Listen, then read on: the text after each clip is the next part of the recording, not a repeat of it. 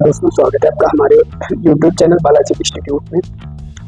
आज हम सीखेंगे कि आप पॉलिटेक्निक कंप्लीट करते हैं टेक्सटाइल टेक्नोलॉजी ब्रांच से।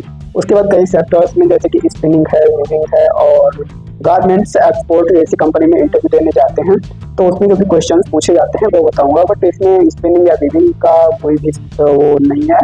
इसमें आप अगर एक्सपोर्ट लाइन में यानी मर्चेंडाइजिंग डिपार्टमेंट में इंटरव्यू देने जा रहे हैं तो उससे रिलेटेड आपसे क्या क्वेश्चन किए जाएंगे तो वो बताऊंगा इसमें, ठीक है।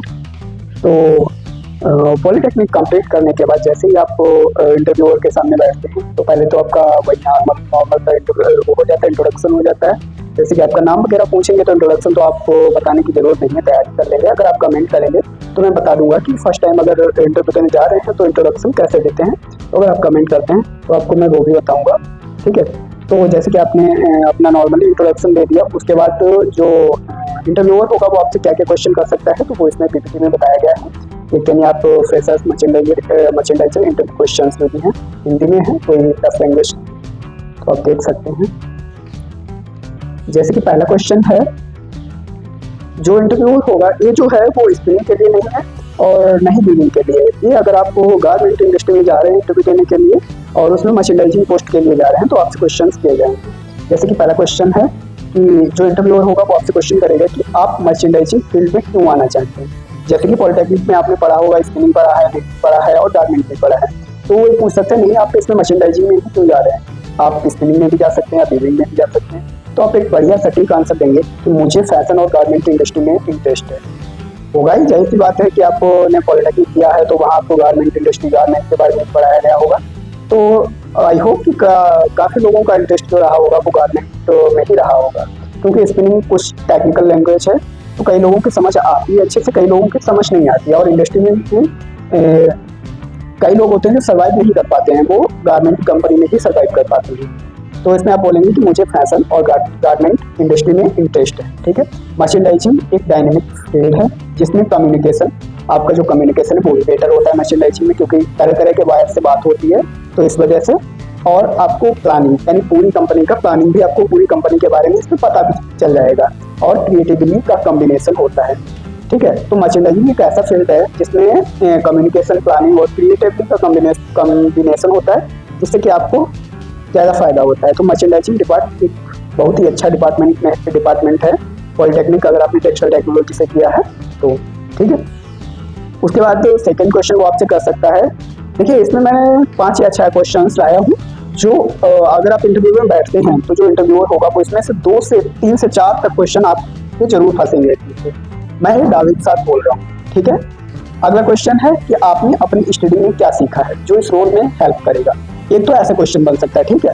दूसरा वो आपसे पूछ सकता है कि आपने, देखो पहला सेमेस्टर जो होता है वो तो आपका बेसिकली होता है, जैसे मैथ हो गई, आपकी इंग्लिश हो गई, वही केमिस्ट्री फिजिक्स वगैरह आप पढ़ते हैं। बट धीरे धीरे जब आप हायर लेवल पे पहुंचते हैं पॉलिटेक्निक में, लाइक सेकेंड ईयर या थर्ड ईयर में, तब आपको कुछ टेक्निकल सब्जेक्ट्स पढ़ने होते हैं।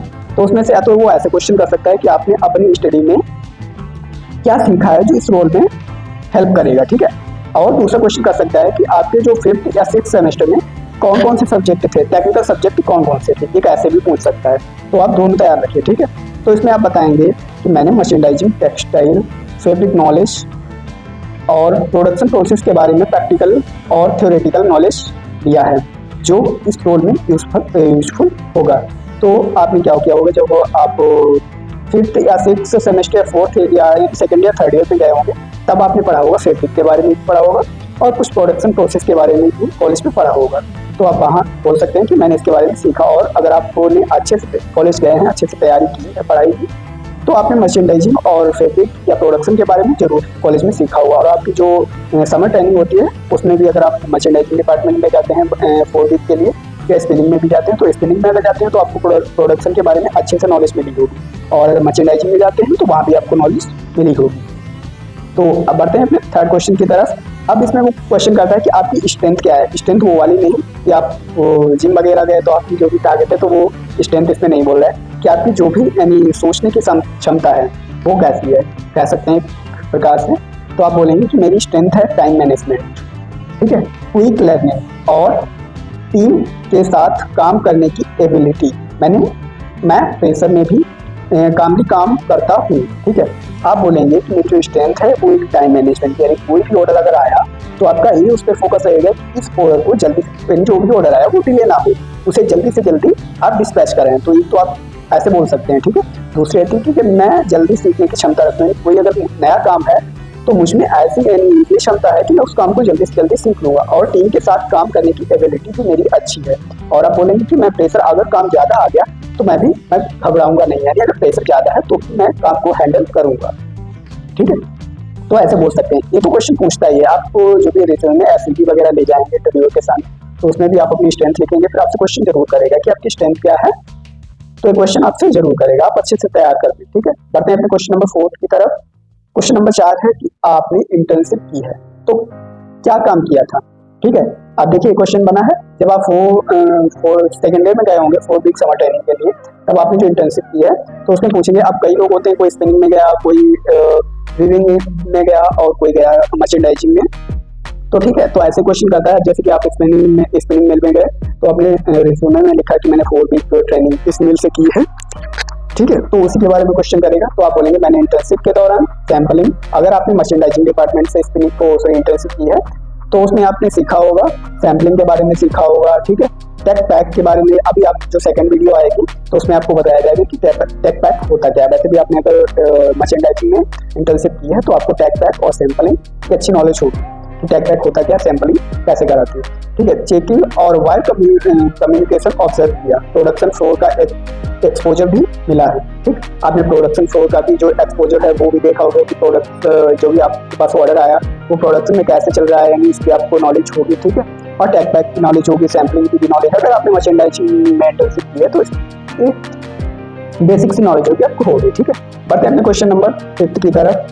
तो क्वेश्चन नंबर 5वां हमारा है, वो आपसे क्वेश्चन कर सकता है कि आपके लिए एक अच्छा मर्चेंडाइजर कौन होता है। ठीक है, अब आपसे क्वेश्चन कर सकता है। अब इसका 2 तरह से क्वेश्चन बनता है, एक तो ये बन सकता है कि मर्चेंडाइजर कहते किसे हैं। ठीक है, दूसरा क्वेश्चन ये बनता है आपके लिए एक अच्छा मर्चेंडाइजर कौन होता है। तो ये हमारा दूसरी प्रायोरिटी पर रहेगा। पहली प्रायोरिटी होती है कि मर्चेंडाइजर होता क्या है। ठीक है, तो आप बताएंगे जो वायर, दोनों क्वेश्चंस का एक ही आंसर है। आप बोलेंगे जो वायर और फैक्ट्री के बीच समन्वय बनाता है, कोऑर्डिनेशन करे। ठीक है, टाइमली काम कंप्लीट करे और क्वालिटी और कॉस्टिंग दोनों का ध्यान रखे, एक वही परफेक्ट मर्चेंडाइजर होता है।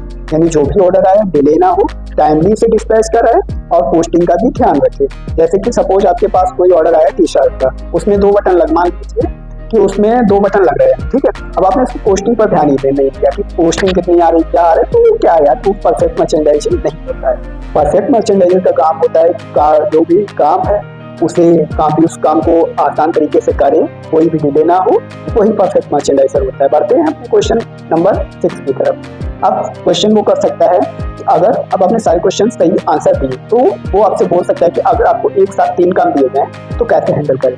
सपोज आप अपने घर पर हैं, ठीक है, आपके सामने आपकी मम्मी या पापा जी ने 3 काम आपको दे दिए कि बेटा ये काम आपको करने, तो सबसे पहले आप वो ये बोलेंगे कि आपको ही करने, किसी और को नहीं करना। ठीक है, तो आप सोचेंगे कि मैं ऐसा करूं, सबसे ज़्यादा जो सबसे ज़रूरी काम हो लाओ वो पहले कर लो। और आप एक तरीका ये भी निकालेंगे कि क्या मैं ऐसा करूं कि काम को ज़्यादा छोटा कर दूं, जिससे कि मेरा काम भी जल्दी हो जाए और मैं जल्दी फ्री हो जाऊं। तो वही यहाँ पे किया गया है कि अगर आपको एक साथ 3 काम आ गए, ठीक है, तो उन कामों को आप कैसे हैंडल करें। तो आप बोलेंगे कि मैं प्रायोरिटी वाइज काम को सोर्ट करूंगा।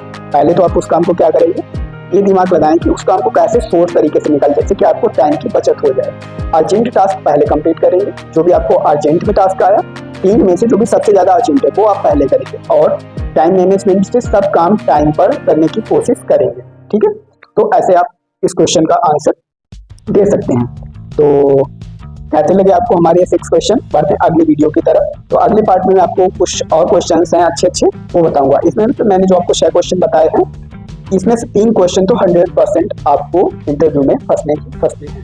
बढ़ेंगे फिर अगले क्वेश्चन की तरफ। अगर ये वीडियो हमारी आपको अच्छी लगी हो तो प्लीज़ इसे लाइक करें। चैनल को अगर सब्सक्राइब ना किया हो प्लीज़ सब्सक्राइब करें। ठीक है, और ये जो था वो फ्रेशर्स इंटरव्यू के लिए बेस्ट ऑफ लक। अगर आप फ्रेशर्स हैं, इंटरव्यू देने जा रहे हैं, तो उसके लिए बेस्ट ऑफ लक। और भी हेल्प के लिए चैनल को फॉलो करें ताकि हमारी नई अपडेट्स आपको मिलती रहें। मिलते हैं नई वीडियो।